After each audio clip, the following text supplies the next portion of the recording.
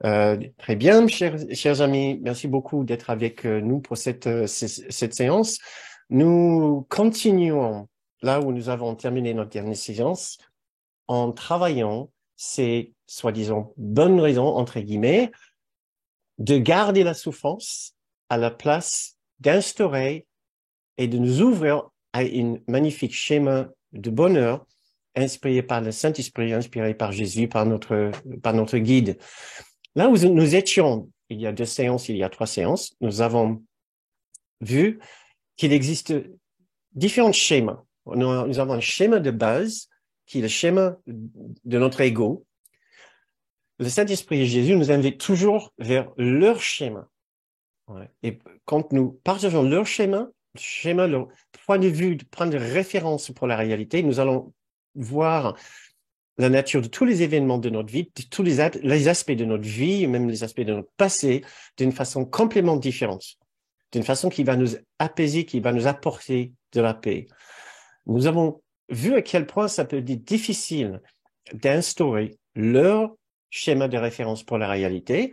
Nous avons vu à quel point nous nous accrochons à notre façon extrêmement familière de voir la vie, de voir notre passé, de voir certaines situations très familières, certaines situations quotidiennes et certaines situations sur le plan plus global, toujours d'une façon qui fait en sorte que ça ramène notre état d'esprit plutôt vers le bas, vers une sorte de ça va mais sans plus. Avec quelques petits os par-ci par-là quand on lit une belle leçon, quand on fait une belle méditation, quand on pardonne un instant, mais jamais d'une façon que nous puissions dire, bah, là, je commence à ressentir vraiment de l'élévation dans ma vie. Je commence à ressentir de l'air, de l'oxygène comme venant de notre planète, de notre monde. Si c'est votre cas, ça peut être tout simplement parce que il y a quelque chose qui vous empêche de faire ce basculement de votre schéma habituel vers le schéma, quand je parle de schéma, d'ailleurs, je ne l'ai pas dit. Schéma, c'est aussi une façon de parler de système de pensée. Si vous avez l'habitude des enseignements de Kenneth Wapnick, cette expression vous êtes très familière. Kenneth parle toujours de système de pensée. J'aurais pu dire système de pensée à la place de schéma. J'ai préféré schéma puisque système de pensée, je trouve un peu moins facile à comprendre. Surtout un peu moins facile à ressentir.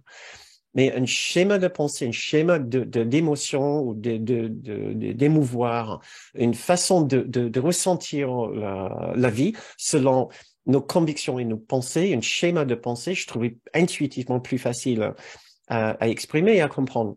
Donc, mais si vous avez une difficulté avec ça, remplacez l'idée de schéma avec l'idée de système de pensée. Donc, si vous avez cette difficulté, si vous constatez cette difficulté, même en travaillant le cours depuis des années, vous constatez oui, une certaine amélioration, certaines choses qui sont moins piquantes dans la vie et d'autres qui restent encore peut-être avec une certaine rugosité, une capacité de vous chatouiller.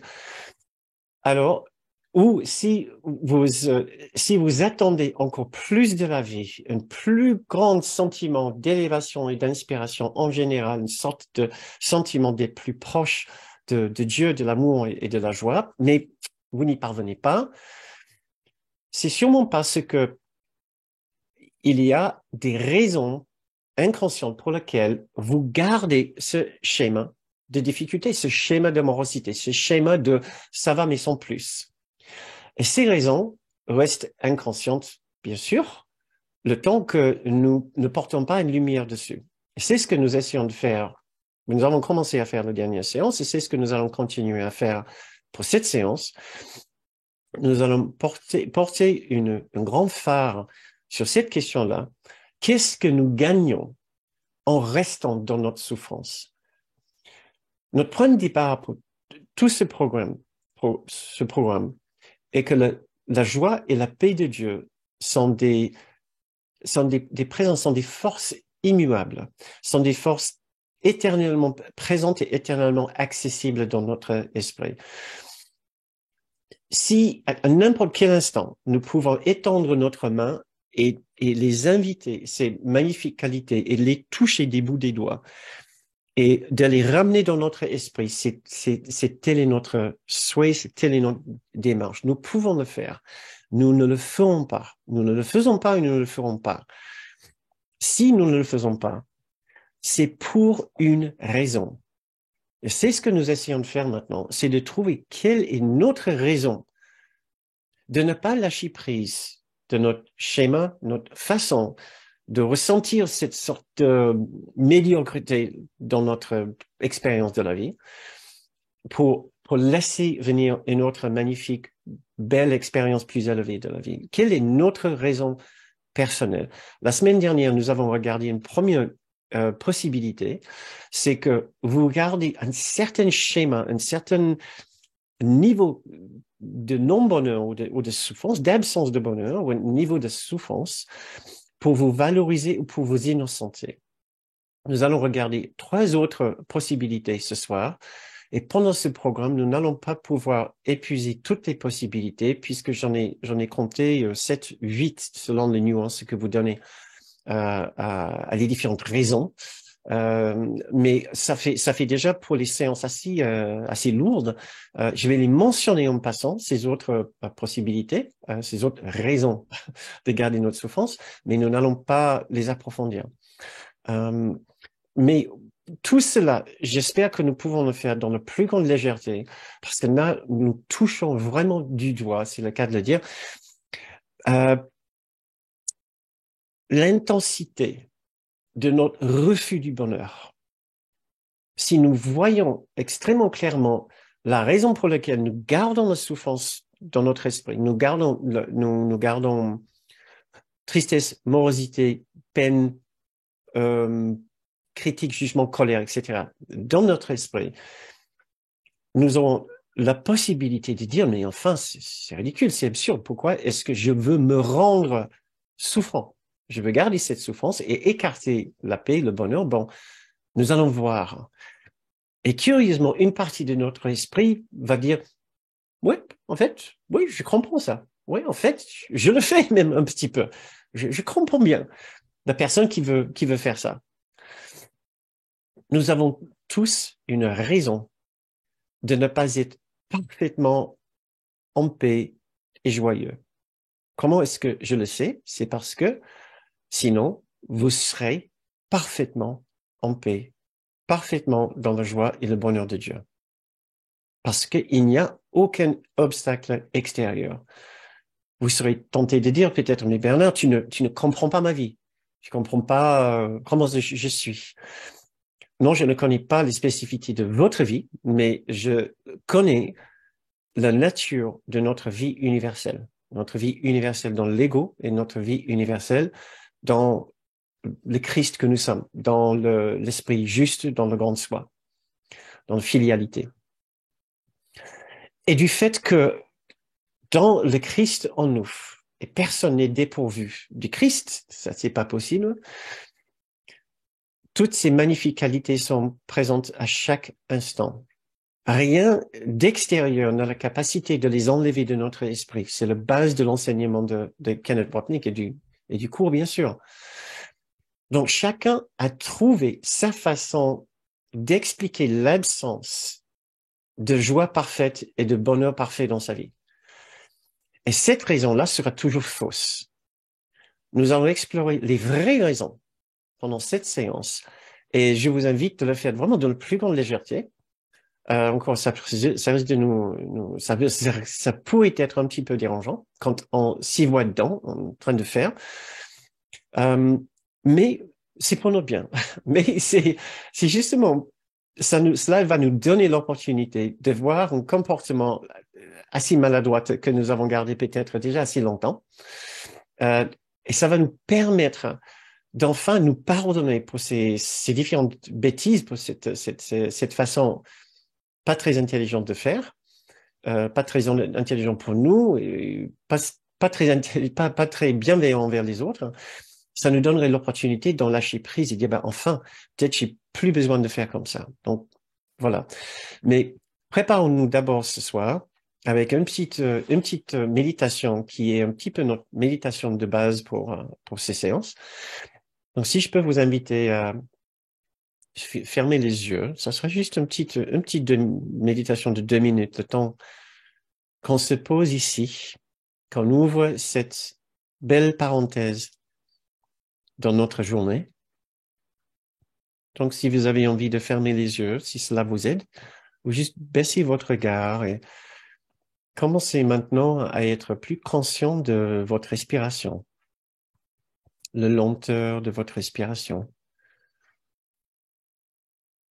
le sentiment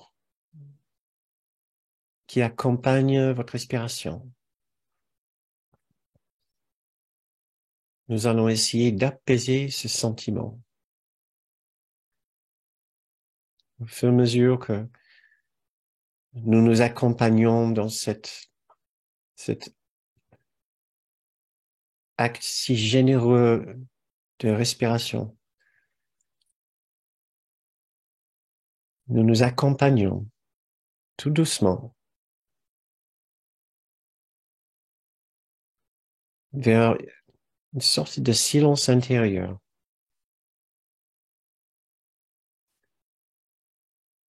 Et nous nous souvenons, dans ce silence intérieur, notre raison d'être ici ce soir, notre raison d'étudier cette spiritualité, notre raison d'étudier la spiritualité. C'est parce que nous voulons nous faire du bien. Notre objectif, après tout, c'est un esprit plus détendu, plus confiant, plus apaisé, plus en joie.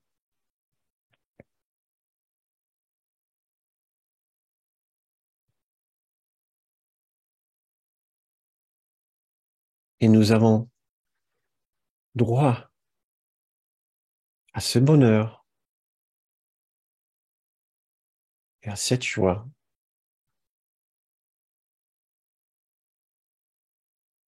dont nous rêvons.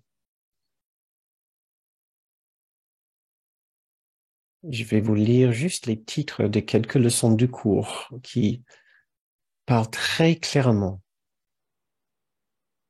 de notre droit au bonheur, de notre droit à la paix,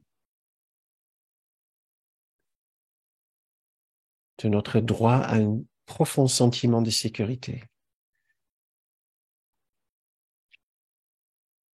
La volonté de Dieu pour moi est le parfait bonheur.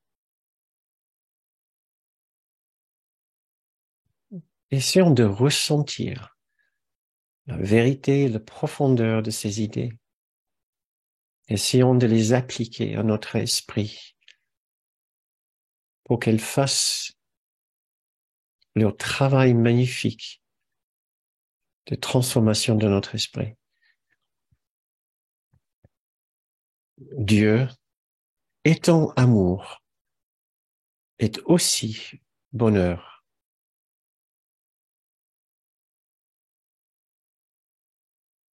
Je ne cherche que ce qui m'appartient en vérité.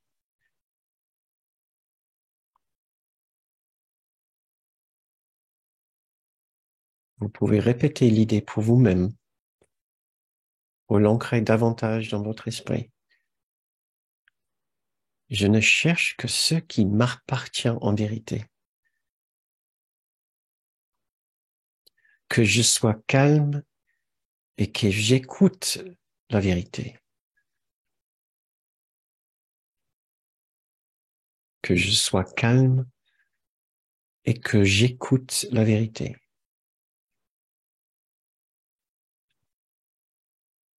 La paix et la joie de Dieu sont miennes.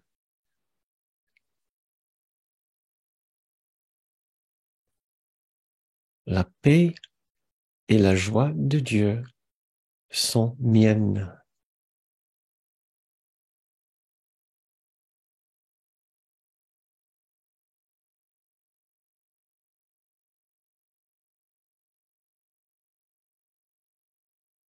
essayons de ressentir le magnifique message de paix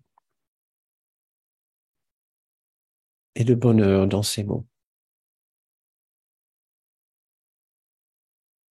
Dieu veut qu'on soit heureux. Nous n'avons pas besoin de plus d'autorisation que celle-ci.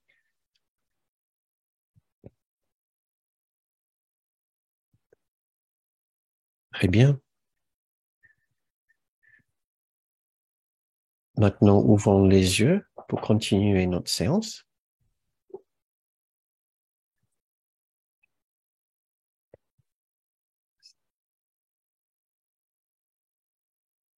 Si cette petite méditation vous a apaisé juste un petit peu, faisons alors le contraste avec notre expérience aujourd'hui.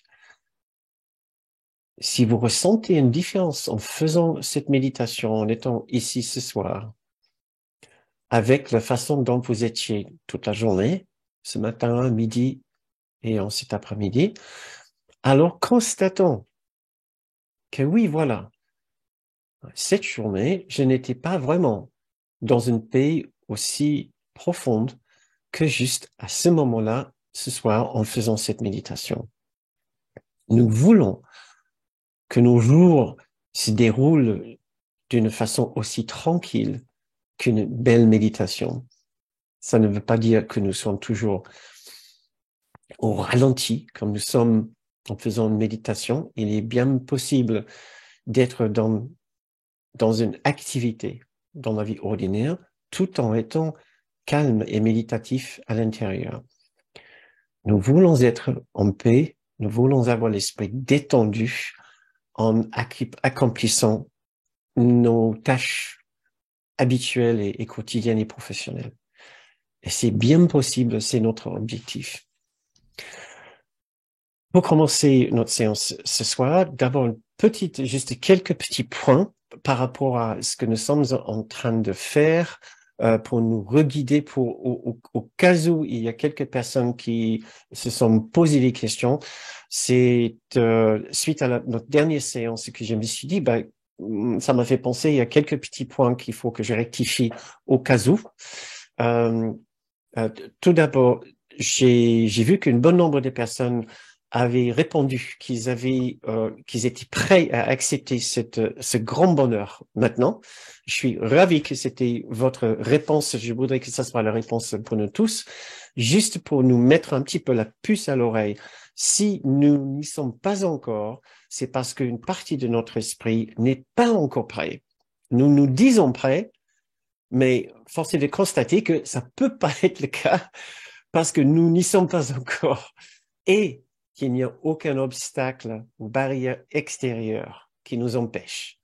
Donc, il y a quelque chose qui se passe en nous, justement.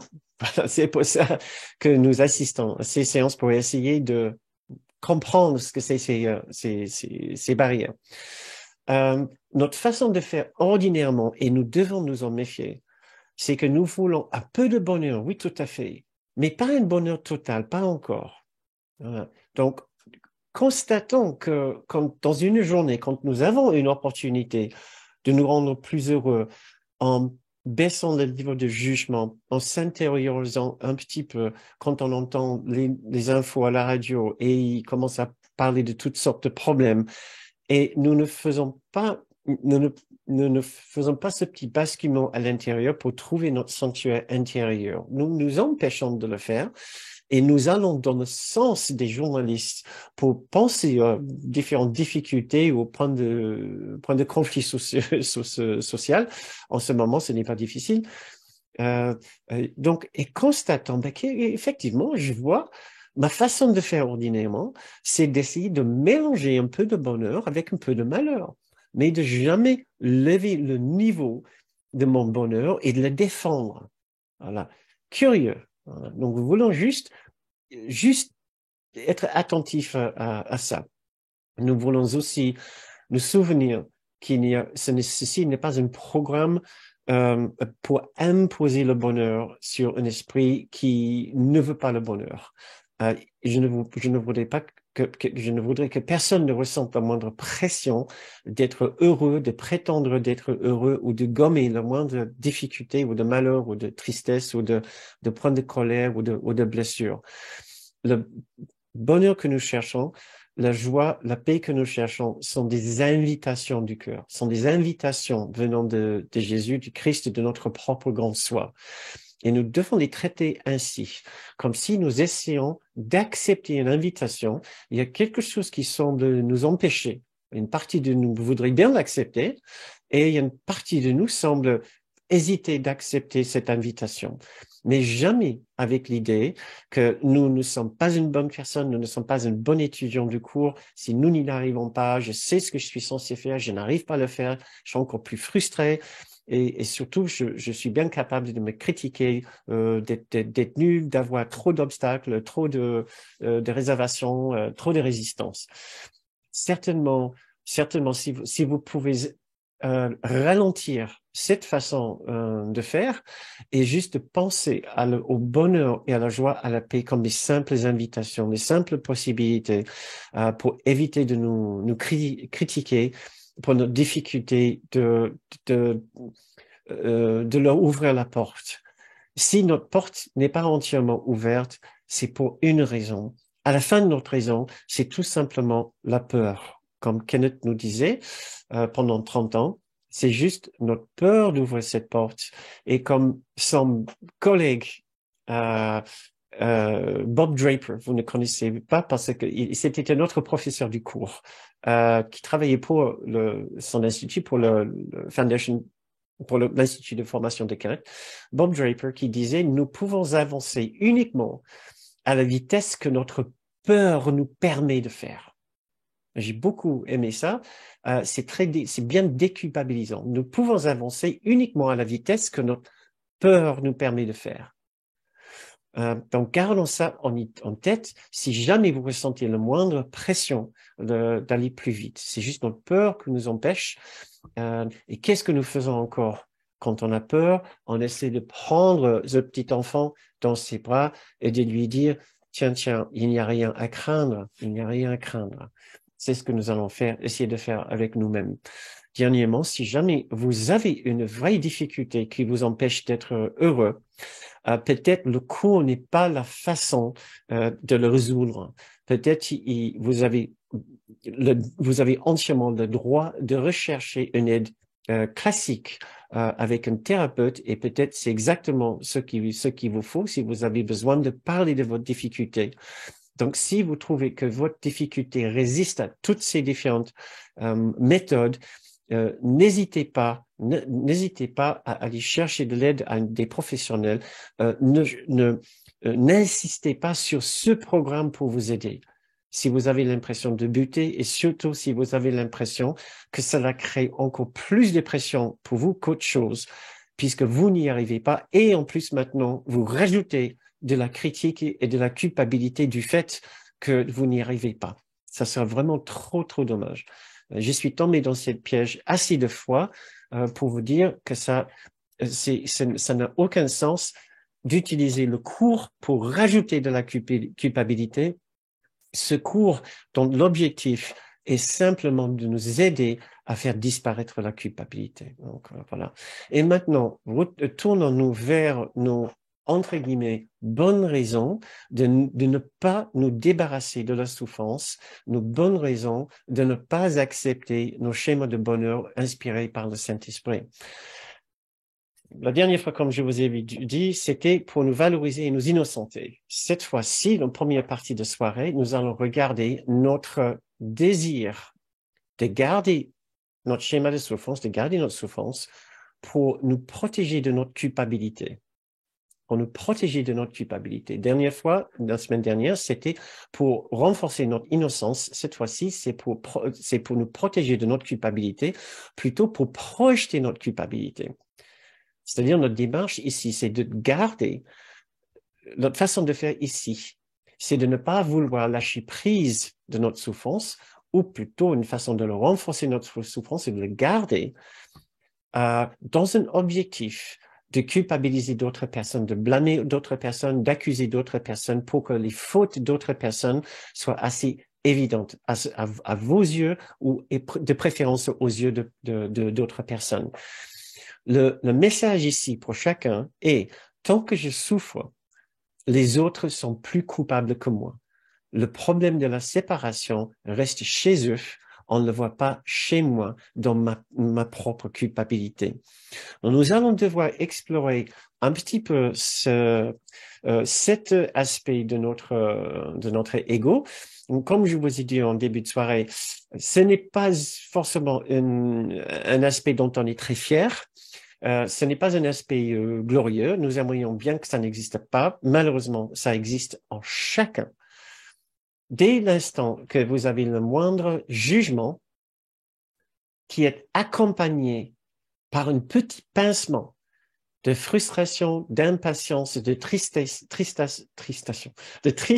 ou d'irritation, vous êtes dans cette démarche ici. Vous êtes en train de dire, quelqu'un a fait une bêtise et je souffre en conséquence. Ce qui est aussi, nous démontre immédiatement notre rapport entre la cause et l'effet, ce qui est un grand sujet dans nos cours. Dès l'instant je dis, quelqu'un a fait quelque chose et ma foi, ça m'a bien irrité, je suis dans le faux rapport de cause et effet selon le cours miracle. C'est-à-dire que j'ai attribué une cause extérieure à mon effet intérieur. Or, nous avons dit en début de cette séance que la présence de l'amour, de la joie et du bonheur de Dieu sont des présences immuables qui ne peuvent pas être absentes de notre esprit. Donc, personne et rien n'a la capacité d'aller à l'intérieur de notre esprit pour les enlever. Donc, il y a une erreur ici quand j'ai dit, non, je suis pas d'accord, quelqu'un a bien enlevé la paix de mon esprit, la joie de mon esprit. Et cela se passe, je tombe dans ce piège chaque fois. J'ai un petit jugement et je dis, oh mince, si seulement il n'avait pas fait ça, mais je n'aurais pas été dans cet état actuel de tristesse ou d'irritation ou d'autres choses, peu importe. Donc, nous sommes tous concernés. Je ne vais pas dire malheureusement, nous sommes une unité dans l'esprit faux et une unité dans l'esprit juste. Donc, c'est normal que nous soyons chacun impliqués. Nous y sommes impliqués peut-être plus ou moins à des degrés différents, mais personne ne peut échapper à cette tentation de garder un point de souffrance pour pouvoir dire, il y a un problème et c'est chez eux. Je sais chez qui c'est. Voilà. Donc, pour vous parler, pour vous donner un peu plus d'informations sur cet aspect de notre ego, de notre fonctionnement dans nos séparations. Et après, on va faire un exercice dessus pour encore mieux l'identifier, pour le conscientiser, et après une méditation pour essayer de l'atténuer et pour faire une petite méditation avant de se tourner vers la prochaine bonne raison de garder notre souffrance. Donc, qu'est-ce que nous pouvons comprendre sur cet aspect de notre fonctionnement? Tout d'abord, c'est un énorme sujet dans le cours. Donc, nous avons vraiment intérêt à essayer de le comprendre. C'est ni plus ni moins la base, cette problématique est la base du pardon. Le pardon est là pour nous aider avec cette problématique. C'est le fonctionnement de la projection. Quand nous souffrons et nous gardons la souffrance pour garder la séparation. Si je souffre, c'est toujours une démarche de la part de mon petit soi, dont je suis très fier, puisque ça, je dis d'une façon ironique, hein, dont je suis très fier, puisque c'est ma propre construction, ma propre mécréation dans la séparation. Je le garde. Le problème, c'est que qu'est-ce qui vient avec un petit soi, un faux petit soi? Ça vient avec de la culpabilité, selon un cours miracle, puisque la seule façon dont j'ai d'expliquer l'existence d'un petit soi en dehors de l'unité, c'est de dire, j'ai dû avoir fait une grosse boulette au ciel, dans l'unité, pour avoir produit quelque chose qui devait pas exister au sein de l'unité. Donc, qui dit petit soi, dit automatiquement culpabilité. Personne n'a envie de cette culpabilité. Tant que je veux garder mon petit soi, il faut que je trouve un moyen de me débarrasser de cette culpabilité. Donc, rien de plus facile que regarder autour de moi et trouver les fautes des autres, les bêtises des autres. Mais ça change tout le temps. Et j'ai un grand panoplie de choix entre les différents acteurs de la société, de l'économie et du gouvernement, entre les différents acteurs de ma vie personnelle, entre ma famille, mes collègues et mes voisins. J'ai un grand choix de personnes et de personnalités que je peux accuser d'un tort ou d'un autre selon mon humeur. Et c'est ce que nous faisons toujours chaque fois que nous avons la moindre pointe de souffrance accompagnée par un jugement, une façon de dire si seulement quelqu'un avait fait quelque chose différemment. Donc, qu'est-ce que je peux vous dire ici davantage? Il n'y a pas de meilleure façon de dissimuler notre culpabilité qu'en montrant celle des autres. On garde la culpabilité, mais maintenant, ce n'est pas la nôtre, c'est celle d'une autre personne. Et bien sûr, la culpabilité est toujours de la souffrance. Mais je n'ai pas encore décidé de me débarrasser entièrement de la culpabilité, puisque le seul moyen de le faire, c'est d'intégrer entièrement mon esprit juste, mon grand soi et la présence de Jésus. Mais dans leur présence, il n'y a plus de petit soi. Donc, tant que je veux rester un petit soi, je vais souffrir. Mais je vais dire systématiquement que c'est la faute à d'autres personnes. Nous souffrons donc pour écarter notre culpabilité en attaquant, en jugeant, en critiquant, en renforçant la culpabilité des autres. Comment est-ce qu'on renforce la culpabilité des autres? C'est en démontrant leurs fautes, leurs erreurs, leurs imperfections. Donc, je critique et je juge, je trouve facilement les défauts des autres. Les traits de caractère de celui ou de celle qui entreprend ou qui tombe dans ce piège, ce que nous faisons tous les jours. D'abord, c'est les petits soupirs de frustration, d'impatience et d'irritation. C'est toujours une façon de dire bah, je suis pas heureux, je suis pas heureuse, et c'est à cause d'eux. Voilà, et c'est à cause d'eux. On pense toujours à quelqu'un ou on pourrait toujours penser à quelqu'un. Donc ça, c'est le petit degré, petit niveau. Un niveau un petit peu plus fort, c'est quand on commence à devenir agressif, quand on commence à bougonner, quand on est carrément colérique, et voilà tout ce qui s'associe avec de la colère. Pour vous donner quelques extraits bien croustillants du cours, il y en a plein, et je vais pas tout vous lire puisque j'aimerais bien que vous continuiez à revenir à ces séances. Et je veux pas que vous lâchiez un cours en miracle, mais si le sujet vous intéresse, je vous invite à lire les chapitres 27, section 8, 27, chapitre 27, première section, et le chapitre 31, section 5. Vous serez largement bien servi, surtout avec la section l'image de la crucifixion et l'autre concept de soi versus soi. Donc, premier petit extrait, qu'il est puéril l'opiniâtre mécanisme pour conserver ton innocence en repoussant la culpabilité à l'extérieur de toi, mais sans jamais lâcher prise. Donc, qui parle de notre façon de repousser la culpabilité, mais sans en lâcher prise. Un autre ici que vous connaissez peut-être, ce que Kenneth il en parle, et j'en ai parlé peut-être une ou deux fois, mais pas souvent encore parce que c'est assez dur. La mort semble être un prix facile s'ils peuvent dire, ça c'est nous tous, regarde-moi frère, par ta main je meurs, car la maladie, et nous pouvons aussi dire la souffrance, est le témoin de sa culpabilité. Notre souffrance est le témoin de la culpabilité des autres. Un dernier petit extrait. Sous la face de l'innocence, la leçon, c'est sur la face de l'innocence, excusez-moi. La leçon enseigne ceci. Je suis la chose que tu as faite de moi, et quand tu me regardes, tu es condamné à cause de ce que je suis. C'est ça, poussé à l'extrême ce petit soupir de frustration et d'irritation, ça devient cela. Je suis la chose que tu as faite de moi et quand tu me regardes, tu es condamné à cause de ce que je suis. Donc, pas forcément agréable de penser que ça pourrait être un courant le courant dans notre esprit quand nous nous engageons dans une voie de critique, d'accusation et de jugement. Mais selon le cours, c'est bien ce qui est en train de se passer, de se dérouler dans notre esprit. Donc c'est assez fort, c'est assez intense, mais nous avons vraiment intérêt à le savoir parce que c'est ainsi nous allons pouvoir dire mais enfin c'est ridicule, ce n'est pas vraiment ce que je veux faire.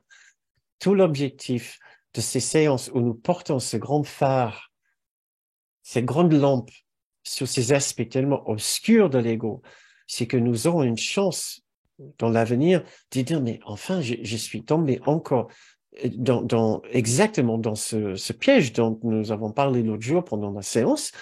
Je me vois en train de faire, mais est-ce que c'est ce que je veux? Non, je n'ai pas envie de continuer à faire cela. Ou si oui, au moins je le fais d'une façon consciente et je sais pourquoi. Parce que j'ai encore trop peur d'en lâcher prise.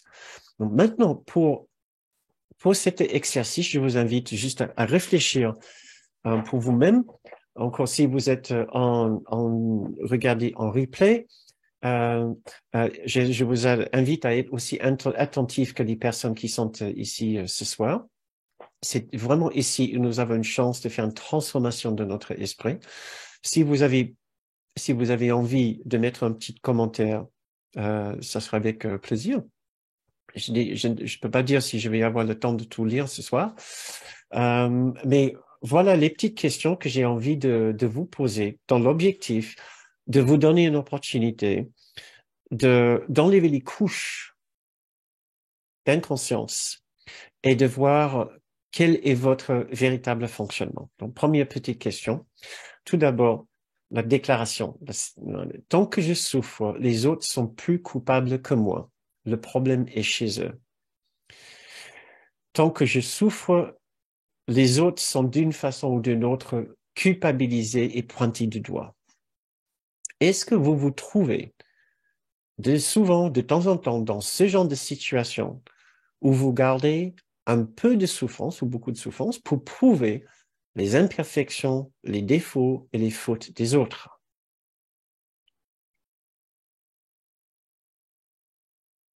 Est-ce que votre souffrance fait ceci, que vous le fassiez exprès ou non?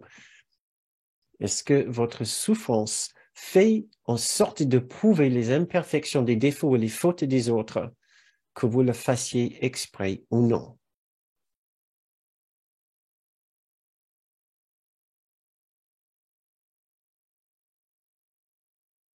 Est-ce que vous avez l'impression que votre souffrance remet en question le comportement ou la bonne volonté ou les bonnes intentions d'autres personnes? Est-ce que vous avez l'impression que votre souffrance remet en question le comportement ou la bonne volonté ou les bonnes intentions des autres? Quand je parle de souffrance, ça peut être juste l'absence de joie. Votre façon ordinaire de faire, qui peut être avec une certaine morosité, certaine façon d'être un peu bougon. Donc, je ne parle pas de grande souffrance, c'est juste le manque de joie et les autres constatent le manque de joie chez vous.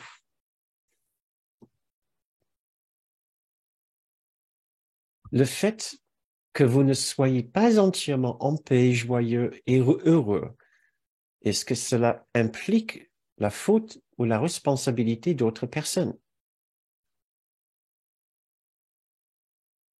Si vous répondez oui à n'importe lequel de ces questions, vous pouvez juste considérer que vous êtes tenté de participer dans ce fonctionnement. C'est tout ce que ça veut dire. Je peux vous dire d'emblée, vous avez forcément un aspect de ce comportement, puisque l'enfant de Dieu est un dans la séparation et un dans l'unité. Donc, nous avons tous exactement le même fonctionnement.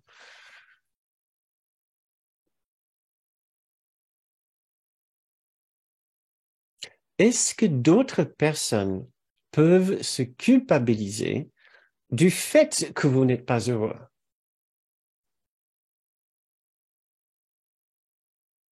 Ça, c'est toujours possible et ce n'est pas de votre fait. Je vous assure. Mais la question pour nous est-ce que c'est notre intention?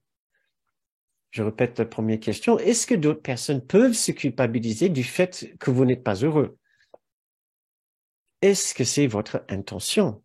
Quelque part.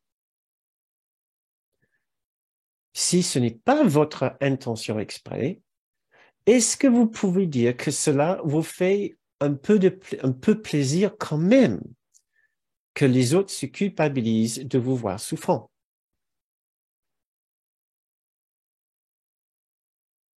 Est-ce que vous pouvez dire que cela vous déplaît?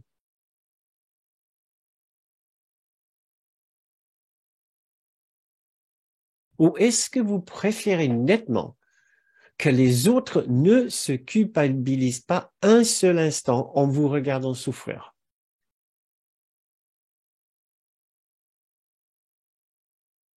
Ou est-ce que vous préférez nettement que les autres ne se culpabilisent pas un instant en vous regardant souffrir? Je ne dis pas qu'ils ne s'inquiètent pas pour vous. Je veux dire, qu'ils ne soient pas attentifs.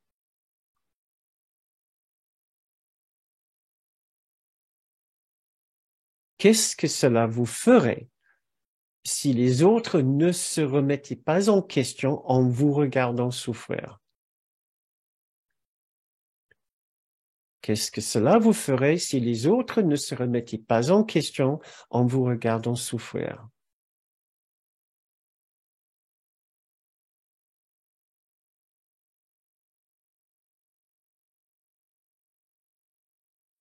Est-ce que vous pouvez dire que cela vous déplaît que les autres s'inquiètent pour vous?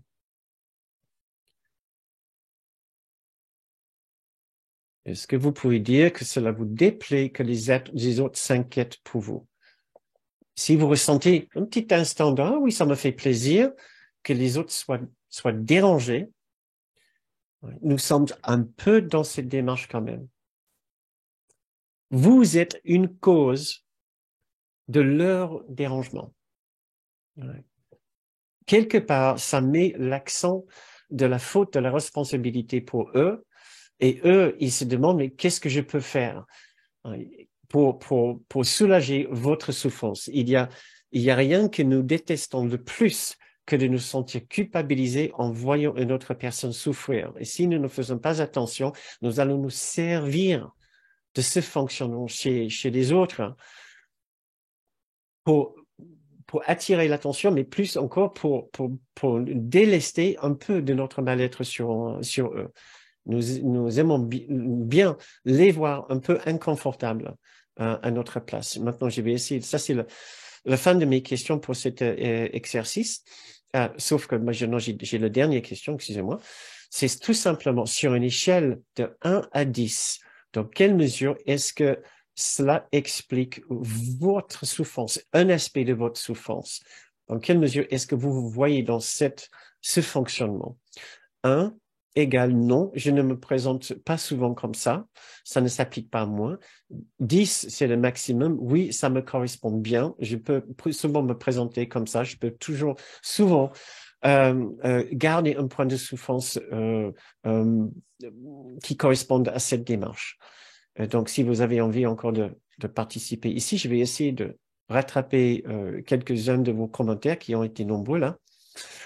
Oui, ça m'arrive de chercher à culpabiliser par ma souffrance. Une autre personne, parfois, oui, je rends l'autre responsable de ma souffrance, mais je ne suis pas dupe quand même. Oui, je vois en l'autre la cause dans les faits de ma souffrance. Oui, c'est vrai, je peux reconnaître ça chez moi.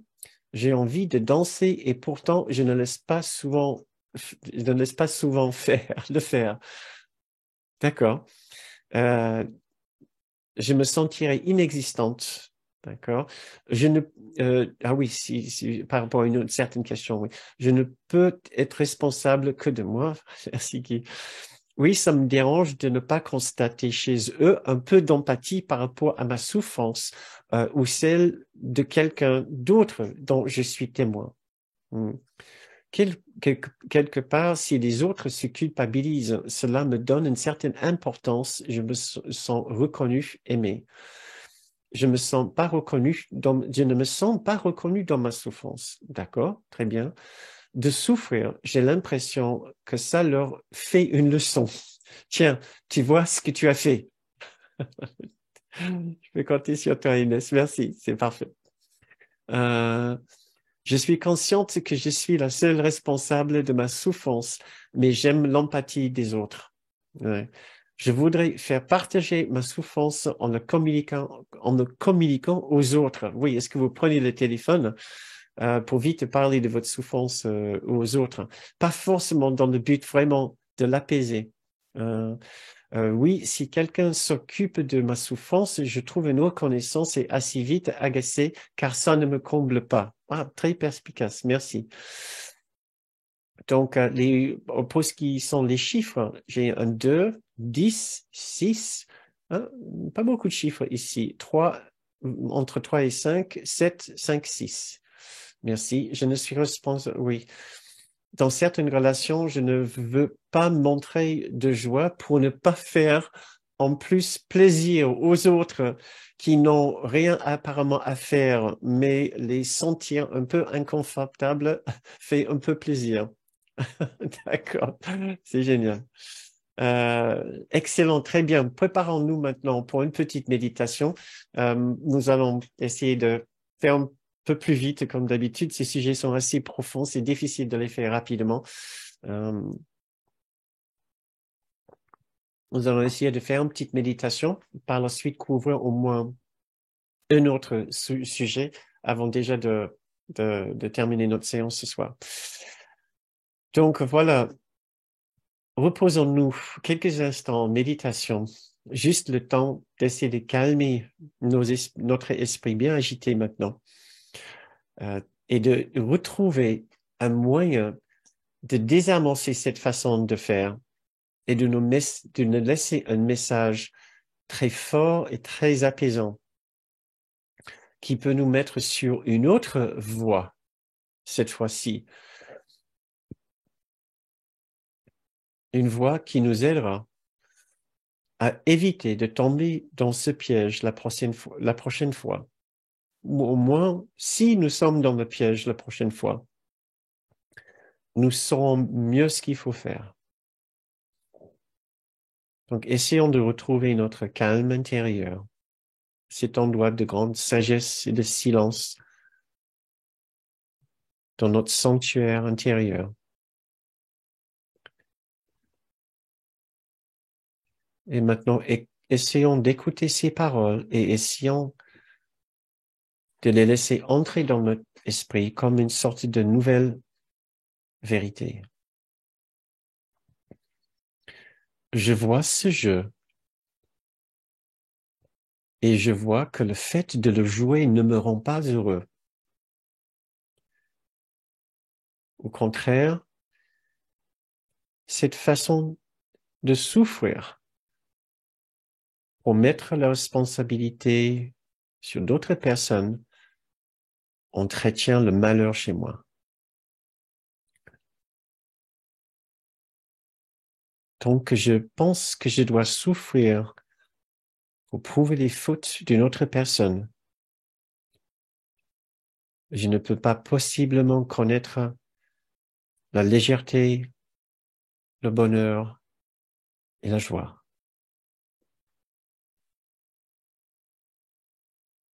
En comprenant ceci, je suis enfin prêt à ne plus vouloir souffrir pour ne plus juger et accuser l'autre. Peu importe si ces fautes sont reconnues ou non, je ne veux plus souffrir pour qu'une autre personne soit plus fautive que moi.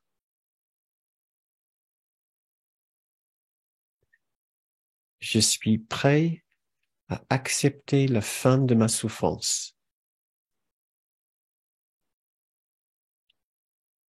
Je suis prêt à arrêter de vouloir accuser l'autre.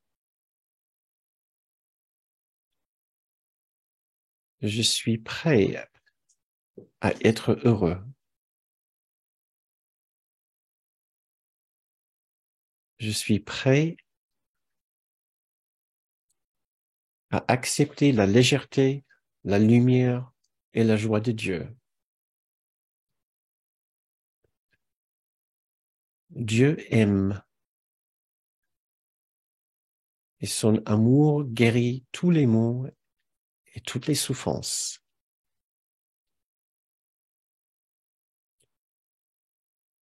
Je suis prête à accepter la fin de ma souffrance. Je suis prête à arrêter de vouloir accuser l'autre. Je suis prête à être heureux. Je suis prête à accepter la légèreté, la lumière et la joie de Dieu. Dieu aime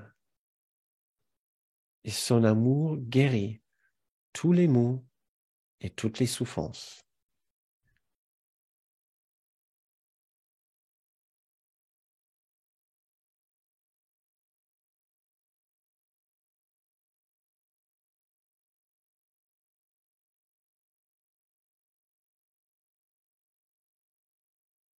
Très bien.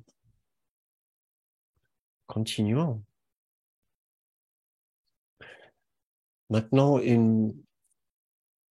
un petit sujet. Ce n'est pas c'est aussi important. Toutes les soi-disant raisons pour lesquelles nous gardons la souffrance, ce sont aussi importantes. Celle-ci concerne notre façon de garder un peu de souffrance pour nous punir, pour éviter la punition de Dieu. Ken nous mettait à l'affût de cette idée-là. Il nous disait d'une façon très humoristique, il a dit « Je décide de me punir, comme ça, quand j'arrive au ciel, je peux dire à Dieu « Ne t'en fais pas, j'ai déjà fait le boulot, parce que je savais que sinon, hein, ça allait barder au ciel. » Donc, j'ai préféré de le faire moi-même, comme ça, je savais exactement ce que j'allais vivre, et maintenant, j'attends que ça se passe un petit peu mieux au ciel. Donc, cette idée ici s'applique à toute personne qui pense que la vie, c'est de la souffrance. Et quelque part, cette souffrance, c'est normal dans leur cas. Voilà, à cause de, je suis né sous une mauvaise étoile, la vie est dure, la vie est difficile. Je dois juste souffrir et c'est mon lot dans la vie. Je vais essayer de le faire aussi bien, de sourire aussi bien que je peux, autant que je peux. Mais bon, voilà, qu'est-ce que tu veux? Dieu doit m'en vouloir pour quelque chose, mais je préfère souffrir ici, quelque part. Voilà, c'est mon destin. Donc, c'est toujours une possibilité. Nous avons toujours un petit peu de ce genre de démarche, de ce fonctionnement dans notre esprit. Et c'est un fonctionnement qui sera bien de conscientiser pour pouvoir au moins le voir quand nous commençons à dire pauvre de moi. Voilà, pauvre de moi, c'est juste mon lot de souffreur. Mais bon, voilà. Je préfère savoir que c'est mon lot ici dans cette vie ici pour éviter une plus grande souffrance plus tard. Donc, l'idée ici, c'est que c'est la personne qui entend dans sa tête, tant que je souffre, Dieu ne me punira pas et me regardera d'une façon plus généreuse. Donc, je vous invite, pour faire un petit peu plus rapidement, de juste réfléchir. Si c'est possiblement votre situation, qu'il y a un petit aspect de cette façon de faire dans votre vie, c'est une façon de dire que je souffre, mais ce n'est pas si grave que ça, puisque c'est une façon de me racheter.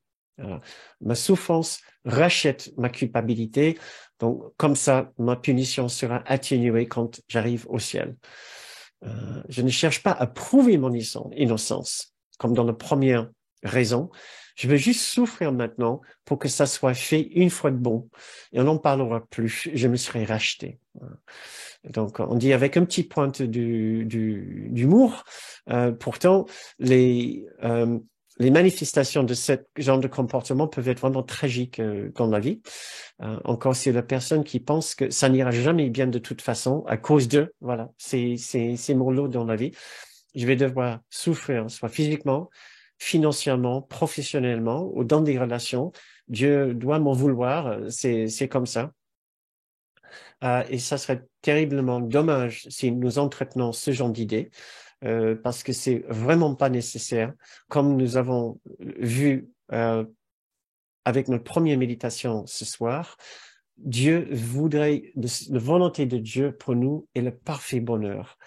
Et notre méditation peut consister qu'à ça, à nous dire, voilà, non, le volonté de Dieu pour moi est le parfait bonheur. Il ne veut pas que je souffre. Il ne veut pas de souffrance pour moi.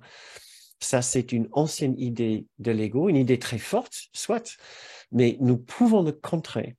Nous pouvons l'identifier dans notre esprit, puis nous pouvons refaire la méditation que nous avons faite en début de séance avec ces différentes leçons. Dieu étant amour est aussi bonheur. Je ne cherche que ce qui m'appartient en vérité. J'ai droit à ce bonheur. Je ne dois pas payer quoi que ce soit pour avoir ce bonheur. Vous pourrez écouter à nouveau les premières séances que nous avons faites dans ce programme qui parlent spécifiquement de cette idée-là, que nous ne méritons pas ce bonheur. Et la leçon 105, la paix et la joie de Dieu sont miennes. Dans les leçons dont je vous ai présenté les titres tout à l'heure, c'était de la leçon 101 à 106.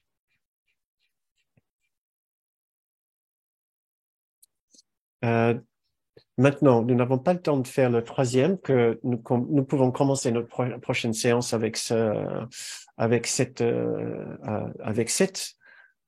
entre guillemets bonne raison de souffrir. Je vais juste vous présenter l'idée ici. Notre dernière raison, et peut-être la plus importante, c'est que nous souffrons pour exister. Tant que je souffre, j'existe. Il y a un soi, il y a un moi. Nous souffrons pour prouver notre réalité en tant que ce petit soi. Mais ça vaut la peine de l'éplucher un peu plus. Donc, je préfère laisser cet immense plaisir pour la prochaine fois et juste nous guider peut-être peut-être nous guider juste dans une dernière méditation où nous pouvons juste songer à cette magnifique identité que nous sommes bien au-delà de ce petit soi.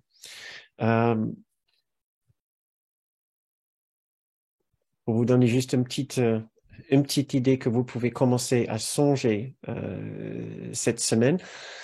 Chaque fois que nous souffrons, il y a, bien entendu, comme je vous ai déjà présenté, il y a plusieurs différentes raisons pour lesquelles nous pouvons vouloir garder ce schéma de souffrance, schéma d'ego, au lieu de nous ouvrir au schéma du Saint-Esprit qui va le remplacer. Tous ces schémas contiennent un aspect de celui-ci, de cette leçon, de cette raison ici. Tant qu'il y a un point de souffrance, il y a un petit soi. Il n'y a que le petit soi qui peut souffrir. Tant que j'identifie quelque part dans mes environs un peu de souffrance, je sais, le petit soi est en vie. Le petit soi équivaut la souffrance, est entièrement égal à la souffrance, est indissociable à la souffrance. Et la souffrance est indissociable au petit soi. ne peut pas dissocier de l'autre, ne peut pas se détacher de l'autre. Donc, si jamais j'avance un peu trop vers le bonheur et la joie et la paix, il suffit juste un tout petit point de souffrance quelque part. Et je sais, ah, tiens, sauvé à nouveau. Mon petit soi est toujours intact. Le monde que j'ai connu, tel que j'ai connu jusqu'à maintenant, est intact. Voilà. Et donc, nous allons juste essayer de faire une petite méditation sur notre véritable identité, qui sera une jolie façon aussi d'arrondir et de finir cette séance ce soir, parce que ça nous rappelle ce que nous sommes bien au-delà de tous ces petits jeux, de ce petit soi qui est peut-être bien plus actif que ce que nous pensons, que ce que nous aurions cru. Mon idée avec ces séances, c'est de vraiment éplucher le fonctionnement du petit soi, puisque plus nous sommes capables de l'identifier en activité, plus nous pouvons nous situer du côté de l'esprit juste. C'est seulement quand nous sommes dans l'esprit juste que nous sommes capables de nous regarder faire et ne pas nous juger. Donc, en vous donnant ces informations, cela nous aide à nous situer, à aller vers l'esprit juste. Parce que seul l'esprit juste est capable de faire ce travail et nous regarder faire sans nous juger. Et si ce soir, vous avez passé aussi cette séance, vous avez passé d'une façon légère, mais aussi d'une façon aussi très, avec une grande intelligence et grande perspicacité d'esprit, cela veut dire que vous avez été dans votre esprit juste. Et c'est ce que je nous invite à faire cette semaine, c'est d'essayer de nous ranger du côté du non-jugement, de cet esprit détendu et très léger, d'où nous pouvons nous regarder faire, utiliser notre souffrance pour ces différentes raisons, soit pour innocenter, valoriser, soit pour mettre l'accent sur la culpabilité et la faute d'autres personnes, soit pour nous punir, soit pour exister. Voilà. Je vous invite d'essayer de vous entraîner avec ces exercices pendant la semaine et de vous ranger du côté de la légèreté. Et pensez à cette séance qui peut-être vous a aidé justement de retourner dans cet esprit tranquille, clair, sage, fort et confiant et détendu, d'où nous pouvons regarder faire nos petits soins universels. Vous avez votre façon d'exprimer ce petit soi. Moi, j'ai ma façon de faire. Nous avons tous notre façon de faire. Nous ne sommes pas que ce petit soi.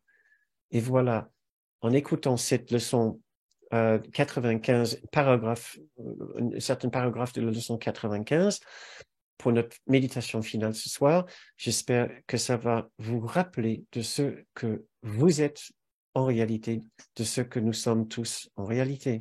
Préparons-nous. Donc, je vous invite à nouveau à vous détendre et vous intérioriser, entrant dans notre silence intérieur, suivant notre souffle, retrouvant notre calme intérieur. Essayons de nous valoriser en sachant que nous avons passé 1 heure maintenant à nous réfugier dans notre grande soi, dans notre esprit juste, accompagné par la sagesse, la clarté du Saint-Esprit. Écoutons ces mots de la leçon 95, qui sont les mêmes mots que le Saint-Esprit et Jésus sont en train de répéter dans notre esprit, dans notre sanctuaire intérieur. Tu es un seul soi, en parfaite harmonie avec tout ce qui est et tout ce qui sera. Tu es un seul soi, le Saint-Fils de Dieu, uni à tes frères en ce soi, uni à ton Père en sa volonté. Ressens ce seul soi en toi et laisse-le dissiper toutes tes illusions et tous tes doutes. Voici ton soi, le Fils de Dieu lui-même, sans péché comme son Créateur, avec sa force au-dedans de toi et son amour à jamais tien. Tu es un seul soi, et il t'est donné de ressentir ce soi au-dedans de toi et de chasser toutes tes illusions hors du seul esprit qui est ce soi, la sainte vérité en toi.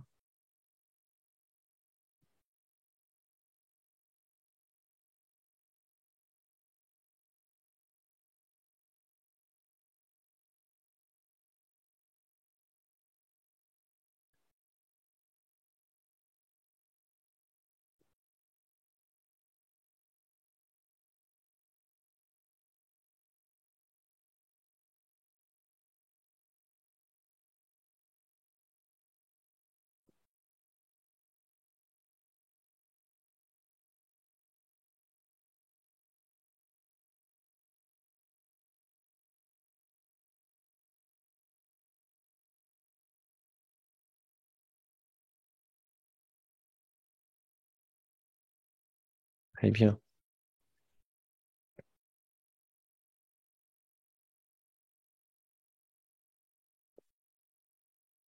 Merci beaucoup. Je vous invite à ouvrir les yeux quand vous vous sentez prêt.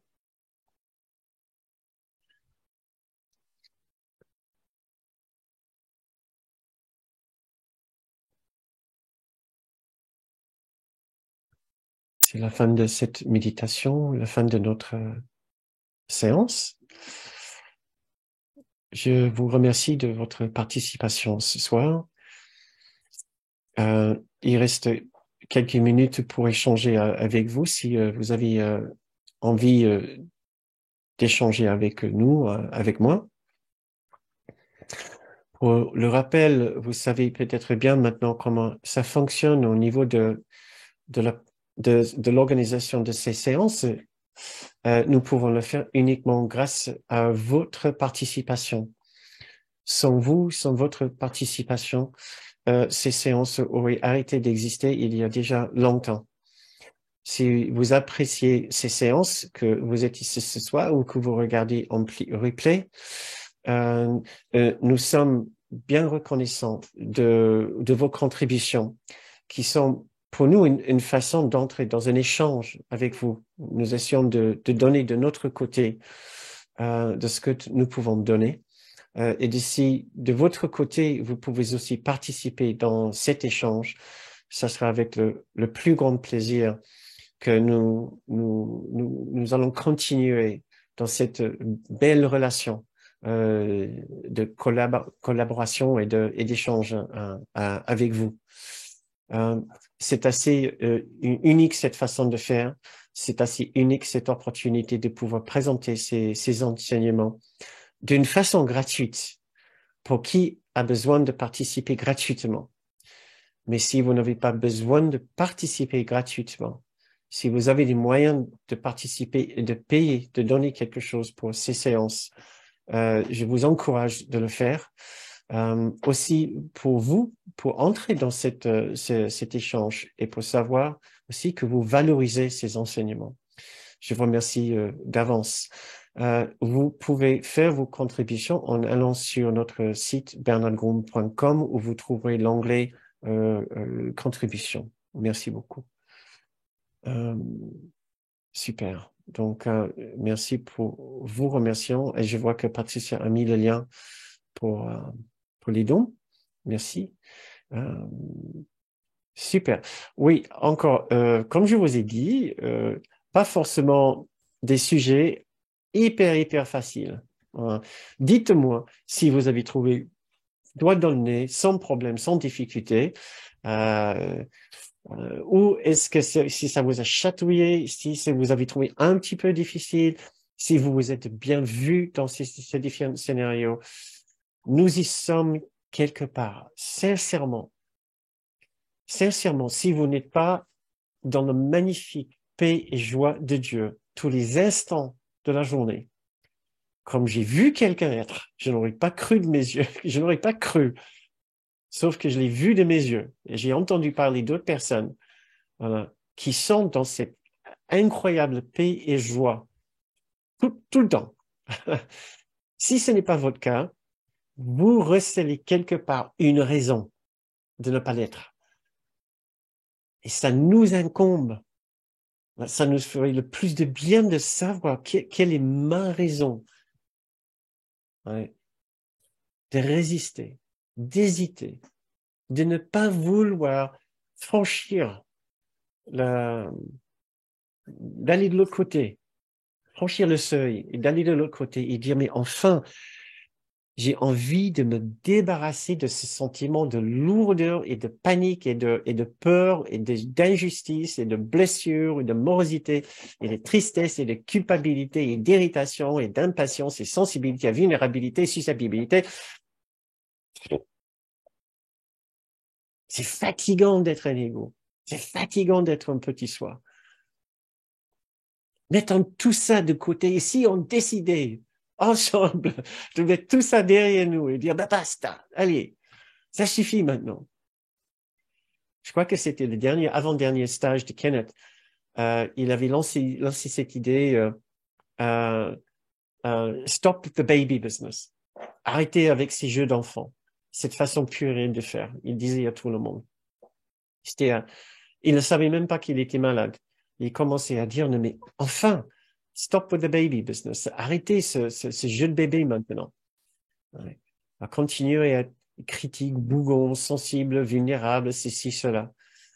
Il ne le disait pas du tout pour nous culpabiliser, pour nous fâcher, mais juste pour dire qu'on ne met pas la barre assez haut et qu'on peut mettre ces façons de faire un peu derrière nous maintenant et de nous élever et de vouloir enfin dire non mais je n'ai pas besoin d'être aussi sensible, d'être aussi chaviré, d'être aussi dérangé tout le temps, dérangé par tout ce qui se passe autour de moi. Je mets la radio, je regarde une revue, je regarde un journal, je regarde la télé, j'écoute mes amis, je vais au travail. Immédiatement, je suis sensible à tout. On n'a pas besoin. On n'a pas besoin. On peut trouver quelque chose en nous qui est plus fort, plus stable. Mais vous n'avez pas un peu marre de m'entendre parler. Vous n'avez pas envie de vous entendre parler un petit peu. Moi, j'ai envie de vous entendre parler. Non, mais il y a personne pour l'instant qui a envie de parler avec moi. Je vais devoir parler tout seul. Yasmina, coucou. Tiens, au moins toi. Oui, voilà, je voulais pas te laisser parler tout seul. D'accord, j'ai ma question, Iggy. D'accord. Je l'avais mis dans le chat, je reconnais que pour cette séance, je sais elle est pas simple. Elle est pas simple à mener et à entendre, mais je reconnais que ce soir, je suis avec une situation où j'avais du mal à décoller de l'émotion de cette situation. C'est une situation où je me sentais en panique par rapport à un attendu professionnel. J'étais vraiment en mode panique et j'avais du mal à décrocher à ça. Et d'ailleurs, tout le long de ta séance, je l'ai dit à mon enseignant, j'ai dit là, j'y arrive pas. Et la chose positive, c'est que je suis arrivée à dire que j'arrivais pas à rentrer dans la séance, que j'étais trop happée par l'émotion. Et je t'avouerai, je suis heureuse parce que, ce qui n'est pas courant pour moi, je ne me suis pas jugée de ne pas arriver à faire l'exercice parce que j'étais trop happée par l'émotion du moment Ah, qui, si je suis sincère, me happe là encore maintenant. Je suis en mode panique pour demain et peur d'être jugée, peur qu'est-ce que vont dire mes collègues, qu'est-ce qui va se passer, ah, on va à nouveau me critiquer, enfin les schémas qu'on peut se construire. oui, J'étais tellement happée là-dedans que je voyais que cet axe-là de la situation, j'arrivais pas à aborder un autre axe, oui. j'arrivais pas à aborder ce que tu proposais, Hmm. mais ce que j'ai entendu et senti qui m'a fait beaucoup de bien. c'est ces mots, il y a toujours des mots qui, on ne sait pas, on les entend mieux que les autres, que Dieu voulait que je sois heureuse, que nous soyons heureux, Oui, que je méritais ce bonheur. oui. Et du coup, ce qui m'est venu, c'est que j'avais rien à prouver. Peut-être c'est ce qui va Ah, m'aider pour cette situation, pour demain et les jours qui viennent, wow. c'est que j'avais rien à prouver. Donc je Oui, reconnais, voilà, ma limite pour les exercices, mais je me sens émue de dire ça parce que j'ai vraiment senti, même si c'est qu'une bribe, ok, là je suis là, mais au fond, j'ai rien à prouver. wow. Ouais, c'est un immense progrès, Yasmina. C'est génial. Ouais. Bravo. Et je t'encourage vraiment à continuer comme ça. Tu n'as rien à prouver, exactement. Dieu t'aime, Jésus t'aime. Leur amour est Ouais. entièrement, parfaitement intact. Peu importe ce que tu arrives à faire, peu importe ce qui se passe de demain, tu peux être sûr d'une chose, que tu es aimé, que tu es aimable. Je ne sais pas si ça existe en français, mais en tout cas, lovable. Hmm.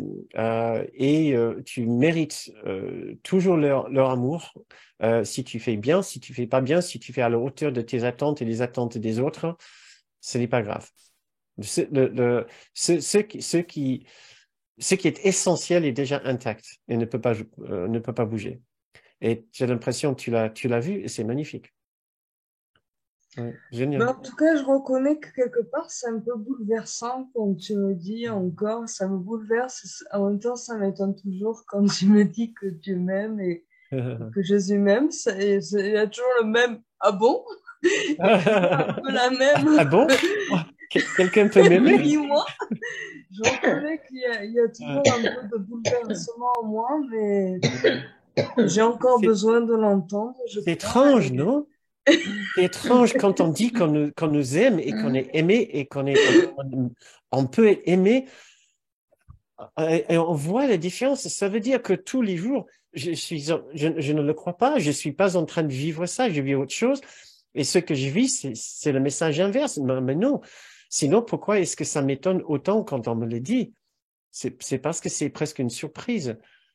Donc, Oui, merci beaucoup, Yasmina. C'est très merci. sympa que tu es venu pour nous dire ça.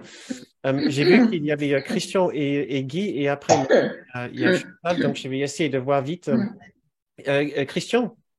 Ah, non, c'était pas essentiel. Donc, Christian est parti. D'accord. Euh, euh, d'accord. Guy, tu étais. Oui, Bonsoir. bonsoir, bonsoir. Comment vas-tu? Regarde. Tra la la la lèvre, tra la la la lèvre, tra la la la la. D'accord. C'est un message de joie pour nous. C'est ça. C'est Oui. magnifique.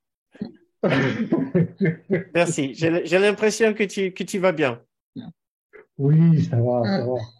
Très bien. Parce que je fais les efforts pour n'accuser personne. Voilà. Comme ça, c'est le pardon, ne pas accuser. Donc, j'essaye. C'est pas toujours, mais c'est plus souvent que pas assez.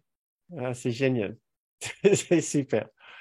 Merci pour, merci pour ton message. Euh, je vais juste, dans les d'une dernière minute de cette séance, je vais vite essayer de prendre le micro de Chantal, qui a aussi envie de nous, peut-être de partager un message avec nous. Si c'est, si c'est, Oui, si c'est tout, Guy, merci et à bientôt. oui. Merci. Alors moi, je voulais rapidement, Bernard. Ah, mince, excuse-moi Chantal, j'ai pas fait exprès. Tu peux réactiver ton son? Oui. Alors je voulais rapidement appuyer un peu le témoignage de Yasmina. Et en fait, justement, ce que je remarque moi dans mon cheminement, c'est que dans les situations difficiles, tu le sais, puisqu'on s'est déjà parlé à ce sujet, je reste engluée dans l'émotion. Et en fait, ce qui serait aidant, c'est justement de pouvoir mieux identifier quand on est dans l'esprit juste, dans la position du témoin, tu sais, pour mieux arriver à se décoller, en fait, Mhm. des comportements qui nous pénalisent, en fait, hein, et qui nous font souffrir. Ah, comment mieux rester dans le témoin, c'est ça? Voilà, dans le témoin, dans le décideur, dans l'esprit juste, D'accord. tu Euh, vois. Et ouais. parce que Yasmina, d'après ce qu'elle dit, elle était bien dans l'émotion et en même temps, simplement le regard de non-jugement semble avoir un effet. Et puis plus Ouais. on le fait, plus on doit prendre du recul jusqu'au moment où on peut plus être happé par le ressenti, en fait. Ouais. D'accord. Est-ce que tu cherches, par exemple, des techniques pour t'aider quand tu te retrouves, comme tu dis, englué? Pas forcément des techniques, mais on pourrait, c'est une suggestion, hein, explorer un peu plus cette façon de se positionner. D'accord. Oui. Oui, c'est une bonne idée. Euh, ça me donne tout de suite quelques idées. Si jamais vous vous trouvez effectivement déjà dans cette situation, et ça peut Hum, toujours nous arriver à n'importe qui de ressentir une grande émotion oui. ou vague de quelque chose. Euh, euh, nous pouvons pratiquer ce que Ken disait, un nod to God, c'est-à-dire en anglais, un nod to God. Un nod, c'est ça, un petit hochement de la tête. On essaie de Oui. juste retrouver quelque part dans notre champ de conscience un aspect de quelque chose qui nous rappelle l'amour de Jésus, de Saint-Esprit et de Dieu. Quelque part, juste un tout petit instant de connexion, de connexion avec l'amour divin, avec un symbole d'amour ou d'autres choses que notre ego. Peu importe ce que c'est. Ça nous aide à nous extirper juste un tout petit peu, nous éloigner tout petit peu de l'émotion. Autre chose, et ça vient de nos amis les bouddhistes, c'est une technique pour ce qu'ils appellent réguler. C'est-à-dire, tu essaies de redevenir conscient de ta respiration. Ça nous aide à nous ancrer juste un petit instant en dehors de l'émotion et nous donner un point d'ancrage dans quelque chose qui normalement est associé avec un apaisement, un sentiment d'apaisement. Sauf pour les asthmatiques, peut-être, ou les gens avec d'autres troubles respiratoires. Pour la plupart des gens, juste quand on est dans une difficulté émotionnelle, juste essayer de revenir vers la respiration, fermer les yeux s'il faut une minute, ça aide à enlever notre attention, ne serait-ce que 5%, 10% de l'intensité de l'émotion et de nous donner un petit battement de recul. Donc, il y a ce genre d'idées qui nous aident à nous remettre dans le témoin. Le témoin, c'est juste quand quand nous arrivons à nous détacher, ne serait-ce qu'un tout petit peu, un tout petit peu de la situation, assez pour savoir, je ne suis pas la situation, Ouais, je suis dans une situation, mais je ne ouais. suis pas la situation. Ouais, parce que tu vois, moi, mon expérience là, c'est juste un témoignage qui m'arrive ces jours-ci. C'est vraiment que si j'arrive à me désengluer de quelque chose qui est souffrant, c'est comme si ça me donnait le goût après de lâcher tous les comportements de l'ego parce que j'ai le goût de la liberté, tu Mhm. vois? Oui. Et du coup, on est plus motivé parce qu'on voit que ça marche. Et puis, eh ben, si j'ai lâché quelque chose d'aussi souffrant, je peux lâcher plein d'autres choses, en fait. Ça ouvre des horizons. Et je pense que c'est une bonne idée qu'on essaie de poursuivre ça Oui, ouais. une autre fois parce que c'est vraiment un très beau sujet. Mais Hum. Chantal, je vois qu'il est déjà 10 heures Oui, oui, passées. oui, C'est vraiment notre oui. limite pour cette séance. Donc, si Hum. ça te dérange pas, j'aimerais bien remettre ça peut-être pour la prochaine séance. Absolument, absolument. Ok, très bien. Merci beaucoup. de partager ça avec nous ce soir. Je nous invite tous à brancher nos micros et ainsi nous pouvons dire nos au revoir pour cette séance. Merci beaucoup encore d'être venu et au grand plaisir de vous voir la semaine prochaine.